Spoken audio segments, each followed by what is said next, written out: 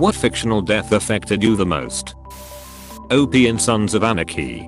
That shit was brutal. I know she was not a character in the show, but the death of Tig's daughter is also up there on confronting TV deaths. Man, that was messed up. Yondu, you look like Mary Poppins. Is he cool? Yeah, he is cool. I'm Mary Poppins, y'all. The Girl from Bridge to Terabithia. I was young when it came out and realized I was going to die someday. I read that book on my own right before my teacher decided to read it to the entire class back in elementary school. About halfway through the book, the teacher made it very clear she had not read the book yet. I went to her after class and suggested she finish the book on her own. She did, and she thanked me profusely. I can only imagine the shitshow that would have gone down if she was not keeping herself together when it happens. When I was in year 4, our teacher would give us super intricate coloring in, and we would take turns reading books out loud. Turns out I too absorbed in my coloring in and did not know the ending. Was completely blindsided when I watched the movie. Between Breaking Bad and Sons of Anarchy there is so many, but Jane in Breaking Bad stands out right now.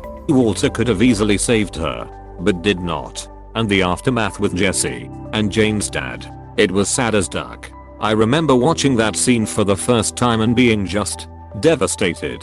Practically screaming at my TV, "Help her, you bald duck." Also, Bryan Cranston has said that that was one of, if not the, I don't remember for sure, the hardest scenes has ever had to film. His daughter was about the same age, and he said for a moment, when he looked at Kristen, he saw his daughter there instead, and it shook him up really bad.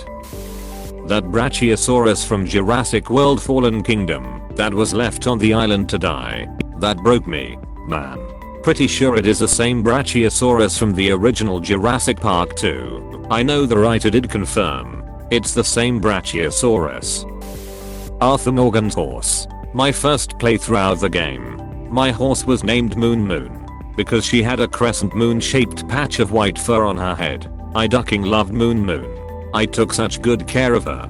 Fed her. Kept her clean and brushed. There were a few times where bandits would try to steal her, and once I caught them, I burned them alive as punishment. Even if I killed their partners and they begged for mercy, there was no mercy to be had. I loved Moon Moon, and trying to steal her was not a crime I would forgive. I was ready for Arthur to die. I knew it was coming, and most likely coming very soon. So I had mentally prepared myself for that. I was not prepared to lose my sweet Moon Moon.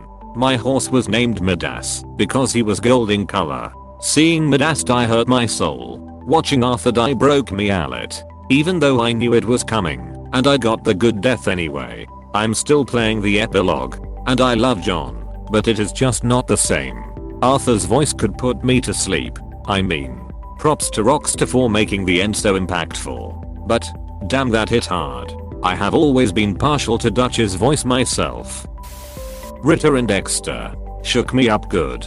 It was just so unexpected. I thought the TV show was gonna be like just kidding, but the scene kept going and going.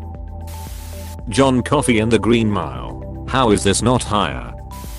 Fred Weirlie. I went into that book expecting one of the main three to die, raising the stakes further after Dumley got snapped in book 6. Then no main characters did die, just a few supporting ones.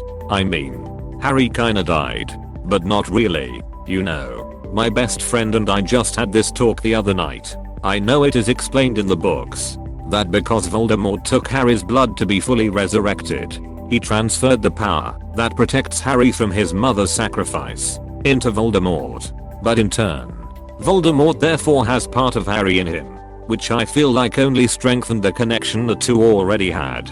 He also accidentally made Harry a Horcrux, meaning a piece of Voldemort's soul is kept in Harry's body, combined with the fact the Elder Wand Voldemort was using only answered to Harry, and any spell cast by anyone else would not be as strong. I suspect a killing curse would not fully work on him from that wand. In fact, this is pointed out in the book. So what happened was, Voldemort cast the killing curse with the Elder Wand on Harry, which only was powerful enough to kill the one thing that was not Harry in that body, the Horcrux. The connection between Harry and Voldemort worked as a kind of tether between him and Harry, keeping Harry connected to the real world as long as Voldemort was alive. However, I do not think this alone is why he did not die, because Voldemort later does while Harry is still alive, showing it would not work both ways when there is no reason it would not work both ways. The spell was, however, powerful enough to weaken the barrier, the train station between the world and the after, but not enough to fully rip his soul from his body. We therefore see Harry at that border between, which is basically where Harry was and had his chat with Dumbledore. So no, Harry did not actually die, in my opinion, because his soul was still connected to the mortal world. It was just temporarily bumped a bit after Voldemort cast his spell, which killed the Horcrux. This could be totally wrong, but it is how I see it working. Breaking Bad spoilers. Hank. I even knew he was going to die because I accidentally read a spoiler, but I did not read anything about when or how it would happen. Even knowing it was coming, I was not at all prepared for it. My name is Askreddit, and you can go duck yourself. Glenn from TWD. His first line. Hey you, Dumbus. Yeah, you in the tank. Cozy in there. I use that all the time when I used to play Battlefield. Mizu's from Full Metal Alchemist Brotherhood. It was raining hard that day in real life too. It was his daughter at the funeral for me. Oh my god, painful. She said something like, do not bury him. He cannot work if you bury him right. Also everyone crying, and Mustang as well, made me emotional. Have not seen Brotherhood in a while though. Do not exactly remember it. Yeah, I was ugly crying at that point. Colonel Henry Blake. That one gets me too. Seema. Waiting day after day for Fry to return. One day just lies down and slowly closes his eyes. My heart aches for that ducking dog. This one. And so unexpected in a show like this. The scene is pretty funny as well, with Fry's comment leading into it, but so sad. I find that comedy can make tragic scenes work quite powerfully, perhaps because of their juxtaposition. The dogs in Where the Red Fern Grows. I was telling my kids about this book and started crying. My daughter laughed at me, then a few days later I found her reading the book and sobbing. We sat there and cried together over Old Dan and Little Anne. Oh Anne. I hugged my dog and cried for hours. Heath Ledger in The Patriot. This is a great one, but his brother's death hit me harder. Man. Thomas. That one was heavy. Heath's only hit me harder because we had to experience the loss of Thomas first, but the pain is doubled, if that makes sense. The look in Benjamin's eyes really captures the nightmare of losing two sons, especially so close together. Totally get it. But for me, Thomas was a child and a non-combatant, and then the melting of the lead toy soldiers to make bullets. Damn. In Who Framed Roger Rabbit, that cute little shoe Judge Doom puts in the dip. WTF is the other half of that shoe gonna do now? This. I always shed a tear for that little shoe. I will fast forward that scene, just so I don't have to watch it's little frightened face. Ah. And it's sad begging eyes. Damn, I need to go watch something funny. Loki in Infinity War. I have an obsession with him, and lem tell you I cried. A lot. Technically because of Loki getting the Tesseract during the time travel bit with Captain America, there still is a Loki zapping around in the cosmos. True, and I heard he is getting his own TV show, so yay. It is sad that our Loki is dead though. Our Loki who seemed to finally get on the same page as Thor and be a hero in his own right. Same with Gamora Takina. Cedric Diggory. I feel like everyone else in HP died in a more heroic way, but Cedric was just a spare. To me, Cedric was the first innocent bystander, and probably the most tragic death in the series. Like you said, everybody else fought for what they believed in despite knowing the risks and died heroically. Cedric was just a kid participating in a tournament and enjoying the best years of his life.